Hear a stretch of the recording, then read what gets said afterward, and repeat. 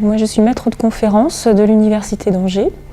Donc, je suis enseignant-chercheur et en tant que chercheur, je fais partie de l'Institut de recherche en horticulture et semences, IRHS, qui est une structure de recherche commune à l'INRA, Agrocampus Ouest et l'Université d'Angers. Je suis enseignant-chercheur, c'est-à-dire que pour une part de mon activité, je fais de l'enseignement, donc de la recherche, et j'ai également des responsabilités administratives et collectives, c'est-à-dire que j'ai la responsabilité d'un groupe d'étudiants en 3e année.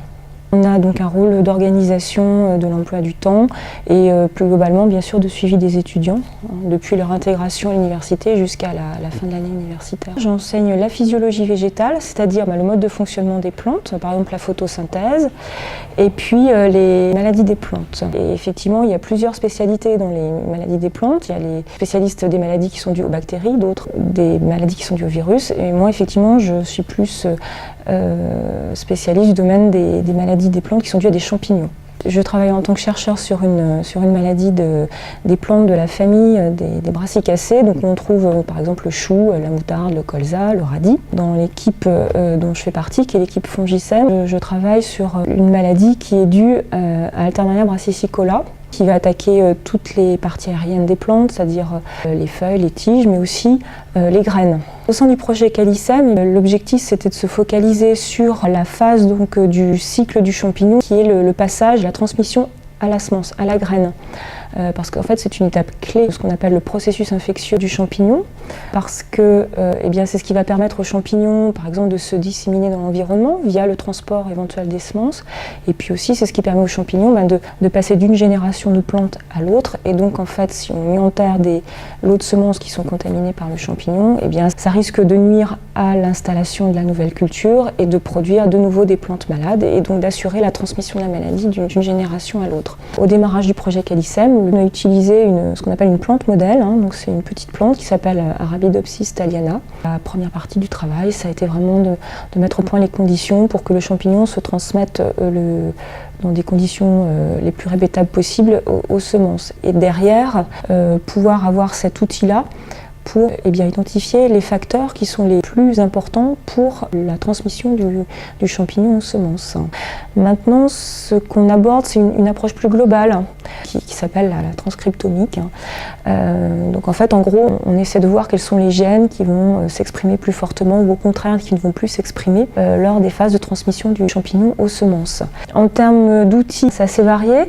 Donc on a des enceintes de culture pour réaliser nos inoculations en milieu confiné. La contamination des semences, on l'évalue par ce qu'on appelle un test microbiologique classique, c'est-à-dire qu'on dépose les semences une à une sur des boîtes de pétri avec du milieu de culture stérile. Donc on travaille pour ça sous haute afflux laminaire, dans des conditions les plus stériles possibles. Ensuite, au niveau des analyses qu'on mène, il y a toutes les méthodes d'extraction des acides nucléiques, soit ADN, soit ARN. Ça peut être de la PCR, donc pour les approches transcriptomiques, ça va être toutes les méthodes d'hybridation avec des sondes, etc. Ensuite, on peut être amené à faire aussi sur le champignon ce qu'on appelle du phénotypage, c'est-à-dire qu'on étudie sa capacité à se développer dans différentes conditions. Donc on a aussi un appareil ici qui nous permet, sur des tout petits volumes en fait, de tester la sensibilité du champignon à différents types de molécules. Donc ça c'est une technique qui a été mise au point ici par des collègues et qui a l'avantage par rapport à la boîte de pétri d'être beaucoup plus miniaturisée, donc d'utiliser moins de molécules actives par exemple, d'avoir un résultat très rapidement parce que l'expérience se fait sur une 30aine d'heures. Et puis d'être assez sensible en fait, donc de pouvoir donner une information assez précise. En tant qu'évidemment enseignant-chercheur, il faut être capable de lire des publications en anglais, de rédiger aussi en anglais. On a des logiciels plus spécifiques, par exemple, qui pilotent concrètement les appareils de mesure. Et puis, pour toute l'approche transcriptomique dont je vous ai parlé, il y a toute l'analyse des données qui nécessite un travail bioinformatique très très approfondi. On a une double, même une triple activité avec les responsabilités collectives, donc il faut essayer de s'organiser au mieux pour pouvoir mener les trois de front. Il faut être capable de très vite passer d'une activité à l'autre, sans transition parfois. Et puis c'est un travail d'équipe globalement, aussi bien que pour la recherche, que pour l'enseignement, que pour la responsabilité collective. On est amené à interagir avec de nombreux collègues collègues. Donc il faut une capacité à travailler en équipe. Donc comme parcours de formation, j'ai un bac scientifique. J'ai ensuite passé une année en classe préparatoire aux grandes écoles. J'ai intégré l'université de Rennes 1 ensuite en deuxième année.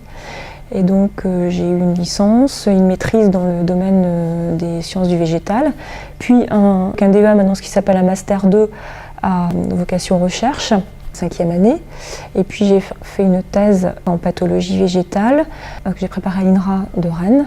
Suite à ma thèse, j'ai travaillé pendant 1 an dans un service de phytopathologie d'une entreprise privée. J'ai passé 2 années à l'université d'Angers en tant qu'attachée temporaire d'enseignement et de recherche. Donc j'ai fait de l'enseignement et de la recherche sous forme d'un contrat CDD. Et puis ensuite, j'ai passé un concours d'enseignant-chercheur et donc j'ai été recrutée en tant qu'enseignant-chercheur ici à l'université d'Angers en 2001. Je pense qu'il faut faire des stages le plus tôt possible pour se confronter à la réalité, voir si ça plaît vraiment ce métier-là. Je pense qu'il ne faut pas être effrayé par la longueur du parcours. Ce qu'il faut bien comprendre, c'est qu'à partir de la 4e année, on a déjà une période de stage obligatoire. Qu'en 5e année, on passe forcément 6 mois en stage, donc au moins la moitié de l'année universitaire. Les années de thèse, évidemment, se font dans un laboratoire au sein d'une équipe de recherche, donc c'est plus un travail, on est rémunéré également, donc c'est plus un travail en laboratoire que du temps passé sur les bancs de l'université, dans l'amphi. Donc ne pas s'effrayer, ne pas s'auto-censurer.